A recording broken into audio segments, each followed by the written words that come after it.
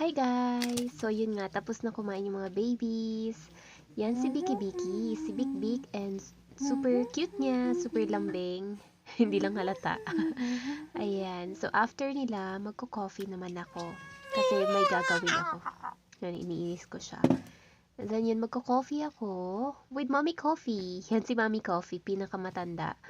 Along with Romeo. So yan, while coffeeing, manunod ako ng Kristala, lipad. Charot.